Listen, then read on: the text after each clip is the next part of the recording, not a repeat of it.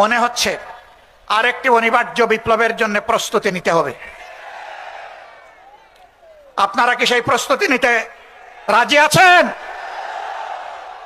এই বিপ্লব কোনো দলকে ক্ষমতায় বসানোর জন্য নয়, কোনো গোষ্ঠী এবং পরিবারকে তুষামোদ করার জন্য নয়, কোনো আধিপত্যবাদের কাছে মাথা নত করার জন্য নয়, বরঞ্চ দুনিয়ার বুকে স্বাধীন সার্বভৌম রাষ্ট্র হিসাবে সম্মান, ইজ্জত, শক্তি, সাহস নিয়ে মাথা তুলে দাঁড়ানোর জন্য হবে আগামীর বিপ্লব ইনশাআল্লাহ তাআলা আযীম। ক্ষমতায় যখন বসবেন তখন প্রথম দায়িত্ব যে আপনার প্রথমে আপনার ফ্যামিলি কন্ট্রোল করা, আপনার আত্মীয় কন্ট্রোল করা, বন্ধু বান্ধব নিয়ন্ত্রণ করা, আপনার স্টাফ নিয়ন্ত্রণ করা, এরপরে আপনার সার্কেল নিয়ন্ত্রণ করেন, তারপরে দিয়ে দেবে। আমি কিন্তু এখানে যোগদান করার পরে কিন্তু তারা স্টাফদের নিয়ে বসছি, তাদেরকে বলে দিয়েছি যে কারো যদি হাত টানের অভ্যাস থাকে, বুসকার অভ্যাস থাকে, তো দয়া করে তবা করে আসতে ভালো হবে। আর আমার সামনে যদি ধরা পড়েন আর যদি অভিযোগ প্রমাণিত হয়, তাহলে ওই যে একটা শব্দ বিশ্রাম জীবন করে দিব, আপনাদের একদম জেলে ঢুকে দেবো, এখান থেকে একদম জেলে ঢুকে দেবো। আর আমার স্টাফদের ভালোভাবে আচরণ করবে, ভালোভাবে সার্ভিস দিবে, তার জন্য আমি এখান থেকে চলে গেলেও ওর থাকবো। যে আমি এখান থেকে চলে গেলেও ওই স্টাফের যদি কোনো প্রয়োজন পড়ে ব্যক্তিগত যে কোনো বিষয়ে, তার জন্য আমি থাকবো। আর যে কিছু করবে যদি প্রমাণিত হয় ধরি, তাহলে কিন্তু ওর জীবন শেষ, ওখানে জেলে ঢুকে থাকবো। কারণ আমি যেহেতু নিজে কোনো দুর্নীতি করি না, ঘুষ খাই না, আমি কারো খাইতেও দেবো না। আমাদের ভাগ্য আমরা একজন এরকম ধৈর্যবান, সুন্দর কথা বলার বিরোধী দল নেতা পেয়েছি। আমরা আরো বেশি ভাগ্যবান, আমরা একজন ডেমোক্রেট লিবারেল ফাইন্যান্স মিনিস্টার পেয়েছি। ভয় কি আমাদের? আমাদের কোনো ভয় নেই, আমরা এগিয়ে যেতে পারবো, সামনে যাব।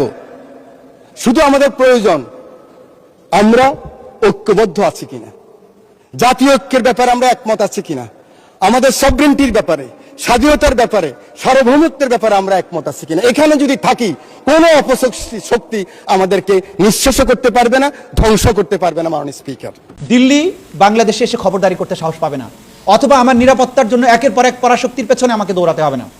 আমি আত্মমর্যাদা নিয়ে বাংলাদেশে বাস করতে পারবো।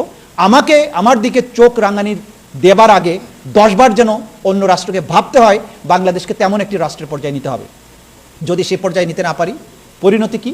পরিণতি হচ্ছে আমাদের বোন ফেলানির লাশ কাঁটাতারে ঝুলে থাকা। মাননীয় স্পিকার, দুর্নীতিকে প্রমোট করার জন্য সারোয়ার আলমের মতো সৎ, শিক্ষিত, সদালাপী এই বাংলাদেশের একজন ক্লিন ইমেজের ডিসিকে সিলেট থেকে প্রত্যাহার করা হয়েছে। মাননীয় স্পিকার, ভিডিও নিশ্চয়ই দেখেছেন যে জামাত জোটের একজন এমপি হানজালা, তিনি বিএনপির একজন কর্মীকে এইভাবে হুমকি দিয়েছেন, এই মিয়া চুপ করেন। তো আমার কাছে মনে হচ্ছে যে আসলে সে এমপি হানজালা নাকি আরেকটা হারামজাদা। আমাকে তুলে নিয়ে যাচ্ছে, সবাই আমাকে বাঁচান, সবাই আমাকে বাঁচান। আমি মিরপুর 14 বাসানটেক বাজার মজুমদারের মোড়ে আছি, বাসার নাম কার? সবাই আমাকে বাঁচান, আমাকে তুলে নিয়ে যাচ্ছে ডিবি পুলিশে, আমাকে ধাওয়া দিয়েছে, প্লিজ আমাকে বাঁচান। মিরপুর 14 মজুমদারের মোড়, মিরপুর 14 মজুমদারের মোড়, বাসানটেক বাজার, আমাকে তুলে নিয়ে যাচ্ছে। আমি একটা রুমে দিয়েছি, দৌড়ে রুমের মধ্যে পালিয়েছি, আমাকে বাঁচান, আমাকে বাঁচান, সবাই আমাকে বাঁচান, সবাই রাজপথে নেমে যান, আমাকে বাঁচান, আমাকে তুলে নিয়ে যাচ্ছে, সবাই আমাকে বাঁচান। আসসালামু আলাইকুম রহমতুল্লাহ। নতুন একটি নিউজে আপনাকে স্বাগতম।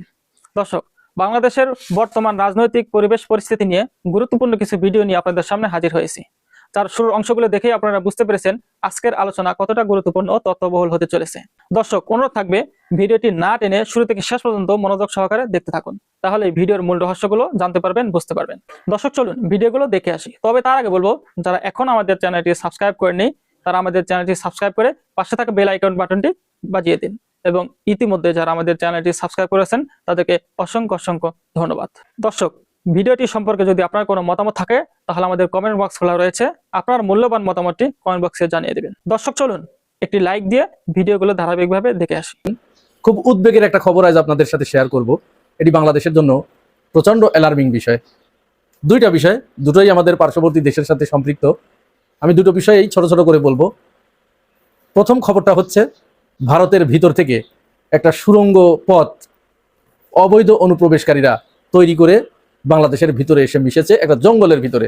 এর আগেও আমরা দেখেছি যে ভারতের সীমান্তবর্তী যে সমস্ত জায়গাগুলো আছে, যেমন ত্রিপুরা, পশ্চিমবঙ্গ, মেঘালয়, এই সমস্ত জায়গার কিছু কিছু খবর আমাদের কাছে এসেছিল।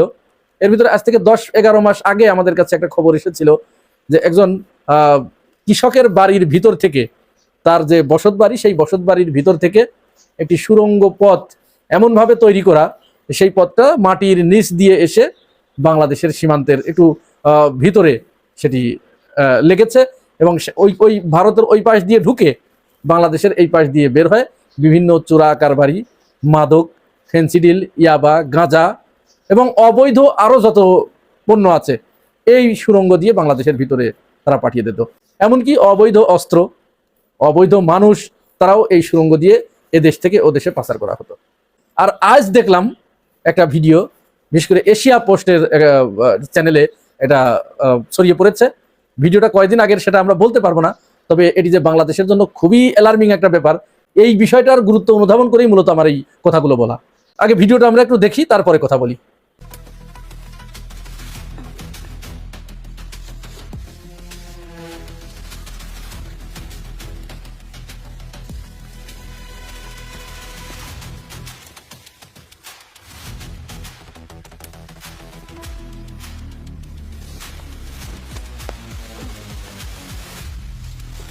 তো এই যে ভিডিওটা দেখলেন, এখানে দেখেন যে একেবারে গভীর জঙ্গলের ভিতর দিয়ে, যেখানে মানুষের যাবার কথা নয়, বিজিবিরও সেখানে যাবার কথা নয়, এবং এটা অনুমানও করার কথা নয় যে এরকম জঙ্গলের ভিতরে এরকম কিছু থাকতে পারে। এই জঙ্গলের ভিতর দিয়ে সুড়ঙ্গ পথ করে তারা ওই সীমান্তের ওই পারে চলে গেছে। ধারণা করা হচ্ছে আওয়ামী লীগের যে সমস্ত নেতারা পালিয়ে গেছে, বিভিন্ন সীমান্তবর্তী এলাকায় যে লোকগুলো পালিয়ে গেছে, সম্ভবত এই পথ দিয়েই তারা পালিয়ে গেছে, এই সুড়ঙ্গ দিয়ে। আমরা গভীর উদ্বেগের সাথে লক্ষ্য করছি সাম্প্রতিক সময়ে বাংলাদেশে ভারতের গুপ্তচর বৃত্তির, অবৈধ অনুপ্রবেশকারীর এবং বিভিন্ন ধরনের অবৈধ কারবারিদের আনাগোনা বেড়ে গেছে। এটা স্বাধীনতার পর থেকেই আছে, তবে এই সাম্প্রতিককালে এই মাত্রাটা আশঙ্কাজনক হারে বৃদ্ধি পেয়েছে। একটা খবরে দেখলাম ভারত থেকে প্রতিদিন বাংলাদেশে প্রায় 1000 কেজি গাঁজা আসে, 1000 কেজি। অ্যালার্মিং বিষয়। মাদকের বিষয়ে সংসদে আলোচনা হচ্ছে, আমাদের জনপ্রতিনিধিরা তারা মাদকের বিরুদ্ধে বলছেন। গতকালও বাবু গয়েশ্বরচন্দ্র তিনি সালাউদ্দিন আহমেদকে উদ্দেশ্য করে একটি কথা বলেছেন যে বাংলাদেশের যত ফেন্সিডিল সব ওই পথ দিয়ে আসতো, ইয়াবা টেকনাফ দিয়ে আসতো, তখন বদি ছিল, বদি এখন বধ হয়ে গেছে। স্বরাষ্ট্রমন্ত্রী এখন এই দায়িত্ব কে পালন করছে খোঁজ খবর রাখেন কিনা, এটি বন্ধ হয়েছে কিনা ইত্যাদি বলেছেন। যাই হোক, এই যে বিষয়গুলো সাম্প্রতিক সময় বাংলাদেশে প্রচন্ডভাবে বেড়ে গেছে, আর এটি এই সমস্ত সুড়ঙ্গ পথ ব্যবহার করেই হচ্ছে বলে মনে করা হচ্ছে। এর ভিতরে আমরা জুলকারনাইন শায়েরের একটা খবর দেখলাম তার ফেসবুক পোস্টে, বাংলাদেশের উত্তরাঞ্চল থেকে এই 2-3 দিন আগে 2 জন ভারতীয় গুপ্তচরকে আটক করা হয়েছে। বাংলাদেশের একটা বিশেষ গোয়েন্দা সংস্থার নজরদারিতে তারা ধরা পড়েছে। দীর্ঘদিন এই ব্যক্তিগুলোকে সন্দেহ করার কারণে তাদের গতিবিধির উপরে নজর রাখছিল বাংলাদেশের একটি বিশেষ গোয়েন্দা সংস্থা। তারা যখন এটি নিশ্চিত হলো যে তারা বাংলাদেশের 2টি সীমান্তবর্তী অঞ্চল দিয়ে ওই দেশে প্রবেশ করে সে দেশের 2টি সেনাঘাঁটিতে তারা যাতায়াত করেছে, তাদের সাথে কথা বলছে, এইটা তারা নিশ্চিত হওয়ার পরে তারপরে বাংলাদেশে আবার যখন এসেছে তারপর তাদেরকে গ্রেপ্তার করা হয়েছে। গ্রেপ্তার করে তাদের কাছ থেকে অত্যন্ত গুরুত্বপূর্ণ তথ্য পেয়েছে। এখান থেকে যে গুরুত্বপূর্ণ তথ্যগুলো তারা ওইদিকে পাচার করছিল সেই তথ্য পাওয়া গেছে।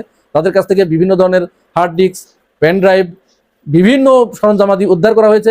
এই পেন ড্রাইভের ভিতরে, এই হার্ড ডিস্কগুলোর ভিতরে বাংলাদেশের গুরুত্বপূর্ণ তথ্য তারা পেয়েছে এবং সেগুলো ওইদিকে পাচার করছিল, এই প্রমাণ তারা পেয়েছে, তাদেরকে আটক করা হয়েছে। এইভাবে গুপ্তচর বৃত্তি বাংলাদেশে চালু রেখেছে ভারতীয় গোয়েন্দা সংস্থা র। এরই ভিতরে দীর্ঘদিন বন্ধ থাকার পরে আবার ভারত সরকার ভিসা ব্যবস্থা চালু করেছে। ট্যুরিস্ট ভিসার জন্য তারা বাংলাদেশি নাগরিকদের কাছ থেকে ভিসার দরখাস্ত আহ্বান করেছে। শেখ হাসিনা পালিয়ে যাবার পরে ভারত বাংলাদেশিদের জন্য পুরা ভিসা প্রসেস বন্ধ রেখেছিল তাদের নিরাপত্তার অজুহাত দেখিয়ে। তারা ওই সময় তো অন্তর্বর্তীকালীন সরকারকে পাত্তাই দেয় নাই, তাদের সাথে তারা কাজ করবে না। এর ভিতরে তারা বারবার বলছিল যে নির্বাচিত সরকার আসলে তারপরে তাদের সাথে কাজ করবে। এখন নির্বাচিত সরকার আসছে, নির্বাচিত সরকারের সাথেও তাদের সেই সহযোগিতাপূর্ণ মনোভাব এখনো পর্যন্ত আমরা দেখতে পাই নাই। এর ভিতরে যখন এই ভিসা চালু হলো, ভারত খুলে দিল, জনমনে একটা প্রশ্ন দেখা দিয়েছে যে হঠাৎ করে ভারত কেন বাংলাদেশিদের জন্য দীর্ঘদিন প্রায় 2 বছর বন্ধ রাখার পরে এই ভিসা ব্যবস্থা আবার খুলে দিল, ট্যুরিস্ট ভিসা কেন খুলে দিল।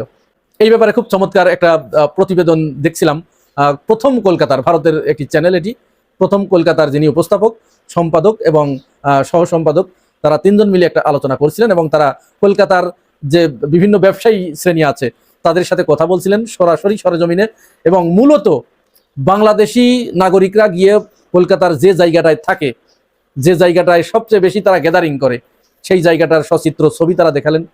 তিনি 2 বছর আগের ছবি এবং বর্তমানের ছবি দুটিকে একসাথে করে দেখালেন যে কি পার্থক্যটা কোথায়। 2 বছর আগে বাংলাদেশিদের পদভারে ওই জায়গাটা গিজ গিজ করতো, ওখানে অন্য কেউ ছিল না, ওই পাড়াটার নামই হয়ে গেছিল বাংলাদেশি পাড়া। এরপরে ভারত সরকার যখন ভিসা বন্ধ করে দিল, তারপরে ওইখানে আর একটা মাসিও এই 2 বছরের ভিতরে যায় নাই। অনেক ব্যবসা প্রতিষ্ঠান সেখানে বন্ধ হয়ে গেছে, অনেক কলকারখানা সেখানে বন্ধ হয়ে গেছে। মানুষ যারা বড় ব্যবসায়ী তারা তাদের ব্যবসা গুটিয়ে অন্য শহরে চলে গেছে, কিন্তু যারা ক্ষুদ্র এবং মাঝারি মানের ব্যবসায়ী ছিল, যারা রাস্তার পাশে ডাব বিক্রি করত, হকারি করত, জুতো স্যান্ডেল সেলাই করত, তারা কোথায় গেছে তার হদিস কেউ বলতে পারে না। তারা কি আদেতেও ভাতের অভাবে মারা গেছে নাকি বেঁচে আছে এটা কেউ বলতে পারে না, তারাও বলতে পারে না।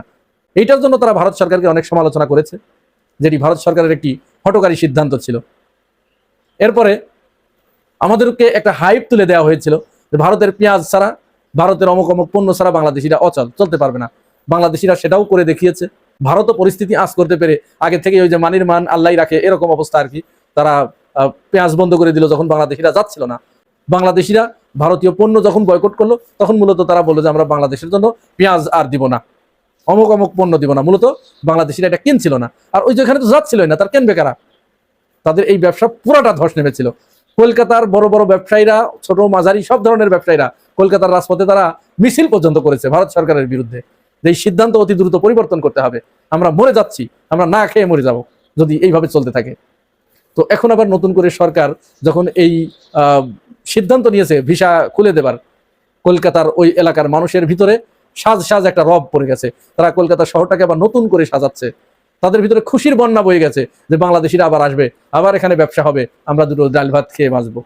তবে এর ভিতরে আবার কলকাতার ওই যে মন্ত্রী বলেছিলেন নামাজ পড়ার জন্য বাংলাদেশে চলে যাও, পাকিস্তানে চলে যাও, এখানে হবে না, এই কালপ্রিটটা সে আবার বলছে যে আমরা ভিসা প্রসেস বন্ধ রেখেছিলাম, মূলত এটা ক্ষতিগ্রস্ত বাংলাদেশি হয়েছে, বাংলাদেশিদের অনুরোধেই আমরা আবার ভিসা চালু করেছি, এবং যেহেতু তারা ব্যবসা করতে পারছিল না, তারা অনেক ক্ষতিগ্রস্ত হচ্ছিল, বারবার আমাদের কাছে অনুরোধ করেছে যে আমরা কলকাতায় গিয়ে আবার ব্যবসা করতে চাই, আলু পেঁয়াজ এগুলো সব আনতে চাই, এই জন্য আমরা তাদের অনুরোধের প্রেক্ষিতে এটি খুলে দিয়েছি। আসলে এটি পুরাটাই ডাহা মিশা কথা, একেবারে ফাও একটা গল্প মেরেছে। কোনো বাংলাদেশি তাদের কাছে এই অনুরোধ জানায়নি। মূলত তারা কলকাতার ব্যবসায়ীদের চাপের কাছে নতি স্বীকার করে তারা এই সিদ্ধান্ত নিয়েছে। এখন কথা হচ্ছে জুলাই পরবর্তী সময়ে বাংলাদেশের মানুষের ভিতরে যে দেশপ্রেমের মন্ত্রে উজ্জীবিত হয়েছে তারা, এবং ভারত থেকে যে ধরনের আচরণ তারা দেখেছে, এইটা দেখার পরে তারা এই সিদ্ধান্ত নিয়েছে। কেউ কেউ বলছে যে বিনা চিকিৎসায় মারা যাব, তবু ভারতে যাব না। তবে ভারতপন্থী বাংলাদেশি দালাল যারা আছে তারা দেখলাম আজকে কেউ কেউ বলছে যে দিল্লি না ঢাকা, দিল্লি না ঢাকা, ঢাকা ঢাকা, এই বলে তোমরা সারাদিন ধরে ভারতের পাছায় লাগো, আর ভিসা চালু করার সাথে সাথে একদিনের ভিতরেই প্রায় 1.5 লাখ দরখাস্ত পড়লো। হ্যাঁ, এই 1.5 লাখ পড়তে পারে, অস্বাভাবিকের কিছুই নয়। তবে এই 1.5 লাখ কারা? এই 1.5 লাখ হচ্ছে 1.5 লাখের ভিতরে 1,40,000ই এদেশে যারা আওয়ামী লীগের যারা পালাতে পারে নাই তারা।